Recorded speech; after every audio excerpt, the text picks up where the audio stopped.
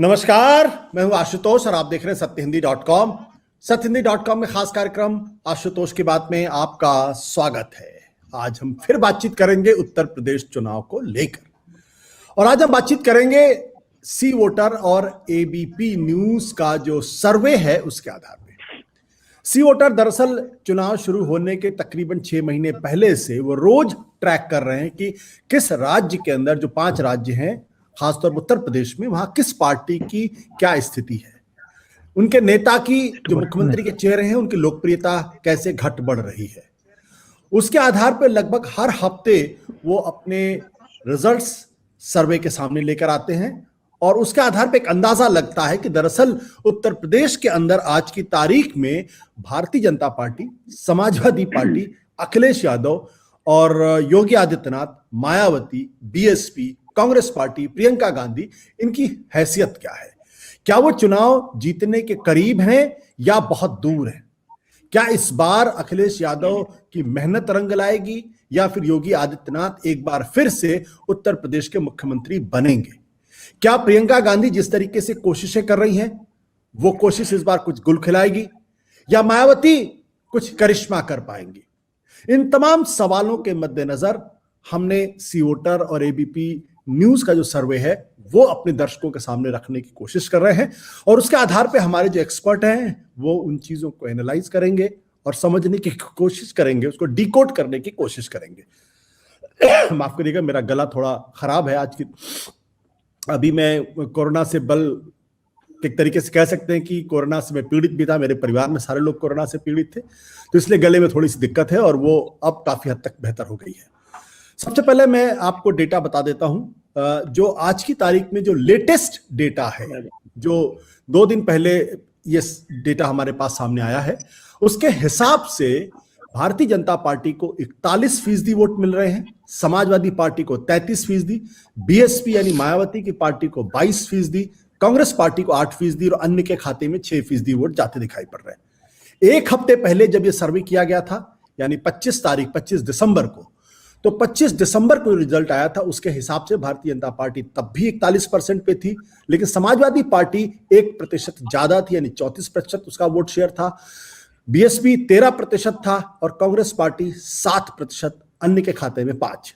उसके एक हफ्ते पहले की अगर बात करें तो 18 दिसंबर जो रिजल्ट आया था उसके मुताबिक भारतीय जनता पार्टी को 40%, समाजवादी पार्टी को 34%, बीएसपी को 13%, कांग्रेस को 7% और अन्य के खाते में 6%।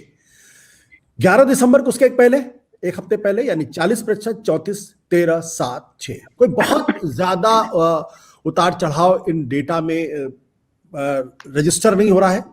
हम ये कह सकते हैं कि आज की तारीख में भारतीय जनता पार्टी और जो प्रमुख विपक्षी दल है समाजवादी पार्टी, उनके बीच में 8% का गैप है। जबकि आपको मालूम है कि समाजवादी पार्टी ने पिछली बार 2012 में जब सरकार बनाई थी तो उनको तकरीबन 30% के आसपास वोट मिला था। इस बार 2012 की तुलना में 3 से 4% ज्यादा वोटों का इजाफा उनके खाते में आता हुआ दिख रहा है, ऐसा सी वोटर का सर्वे कहता है। लेकिन भारतीय जनता पार्टी, जिसको 2017 में 40% वोट मिला था, 41% यानी 1% की बढ़त इस वक्त जब हम आपसे बातचीत कर रहे हैं तब यह दिखाई पड़ रही है। फिलहाल एक नजर डाल लेते हैं कि उत्तर प्रदेश के अंदर जो मुख्यमंत्री पद के दावेदार हैं उनकी लोकप्रियता का क्या हाल है। तो अगर आप इन खातों पे नजर डालेंगे तो योगी आदित्यनाथ आज की तारीख में 44% उनको समर्थन मिल रहा उत्तर प्रदेश के अंदर, सबसे आगे हैं। अखिलेश यादव 32% के साथ जो हैं वो इस वक्त दूसरे नंबर पर हैं।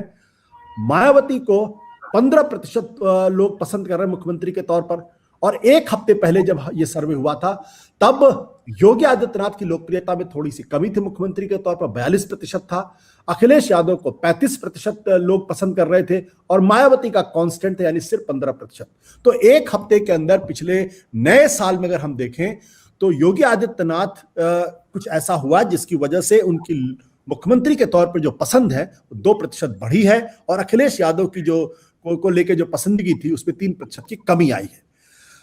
ये डेटा हमने आपके सामने रखा है। इसके आधार पर क्या हम कोई आकलन कर सकते हैं या नहीं कर सकते, इस पर बात करने के लिए हमारे साथ कुछ खास मेहमान हैं। हमारे साथ इस वक्त पीटीआई यूएनआई वार्ता के संपादक विजय त्रिवेदी जी हैं, हमारे साथ मौजूद हैं।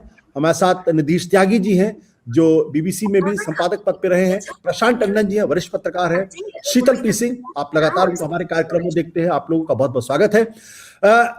माफ करिएगा नीतीश जी, जो डेटा जो आंकड़े मैंने आपके सामने रखे हैं सी वोटर के, इसके आधार पे क्या आपको लगता है कि भारतीय जनता पार्टी इस बार आसानी से चुनाव जीतने जा रही है? क्योंकि अभी तक के जो आंकड़े हैं उन आंकड़ों के हिसाब से 7 और 8% का गैप समाजवादी पार्टी और बीजेपी के बीच में बिल्कुल स्पष्ट दिखाई पड़ता है, जो अपने आप में एक बड़ा गैप माना जा सकता है अगर यही स्थिति चुनाव तक बनी रही तो।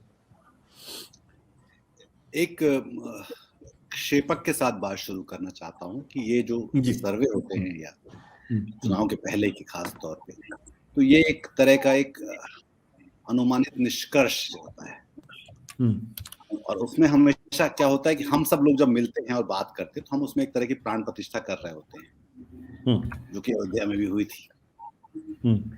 और अगर हम तुलना करें पिछले चुनाव के और इस चुनाव में, तो एक बुनियादी फर्क है। पिछला चुनाव जो था यूपी का, मैं उसको एक एबेरेशन की तरह देखता हूँ। वो एक आम वहम चुनाव नहीं था, एक नॉर्मल चुनाव नहीं था, वो एक एबेरेशन था। तो उसको हम जनरलाइज कर रहे हैं।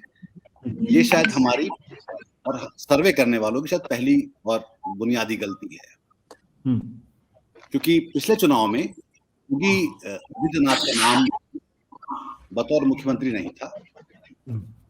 दूसरी बात कि वो जो चुनाव था उसमें एक तरह का पिछली सरकार किसी और की थी और उसके बाद बीजेपी सरकार आई थी। निधि जी माफ करिए एक आपको रोक रहा हूँ, किसी का आप लोग कृपया अपने आप को म्यूट कर लें, क्योंकि किसी के यहाँ से आवाज आ रही है जिसकी वजह से बात सुनने में थोड़ी सी दिक्कत हो रही है। निधि जी आप अपनी बात को कंटिन्यू करें, सॉरी। तो बुनियादी ये जो दो एक तो बड़े फर्क हैं पिछले चुनाव और इस चुनाव में, जिसको शायद सर्वे भी ख्याल भी रखता। और एक बात हमको मान के चलनी चाहिए कि जो सर्वे में जो व्यक्ति वोकल होते हैं वो कौन से होते हैं और जो लोग वोकल नहीं होते हैं वो कौन से लोग होते हैं। तो तीसरी बात ये है। चौथी बात ये है कि जो 403 सीटें हैं उसमें से 100 सीटें कम से कम पश्चिम उत्तर प्रदेश की हैं, जो लोग हमारे दिल्ली के बॉर्डर्स पे और बाकी जगहों पे धरने पे बैठे हुए थे और उनके साथ जो सरकार ने बर्ताव किया, जो सतपाल मलिक बोल रहा है, जो पिछली बार जो यूपी चुनाव में जो पोलराइजेशन हुआ था, पश्चिम उत्तर प्रदेश शुरू हुआ था जहां पे जाट और मुस्लिम लड़ बैठे थे, इस बार वैसा नहीं है। किसानों को लेकर हालात वैसे नहीं है जैसे कि पिछली बार थे।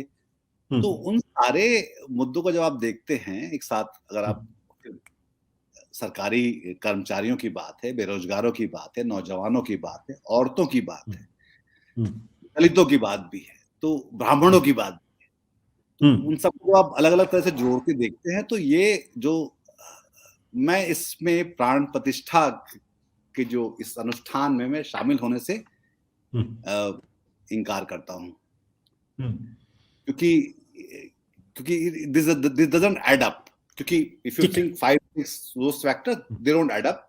योगी आदित्यनाथ का पर्सनल परफॉर्मेंस या जो भी मैं देखता हूं, दिल्ली में मैं रहता हूं, सारे जो सुलभ शौचालयों के पोस्टर्स में उनकी अच्छी गवर्नेंस की बात है, पर मैं देखता हूं कि कैसे बीजेपी के जो नेता हैं और जो कई लोग उसमें से बाबा हैं जो बलात्कार के आरोप में गिरफ्तार होते हैं और फिर जमानत मिल जाती है उनको, और जो आरोप लगाने वाली लड़की है वो अरेस्ट हो जाती है।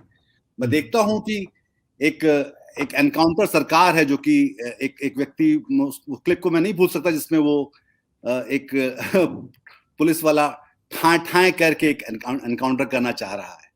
तो वो हजार, और वो तो है ही जो न्यूयॉर्क टाइम्स तक छपता है योगी आदित्यनाथ की जो सबसे बड़ी करतूत है कि जहां पे लाशें गंगा के किनारे बह रही हैं और बिछ रही हैं और आप उसको लेकर डिनायल पे हैं।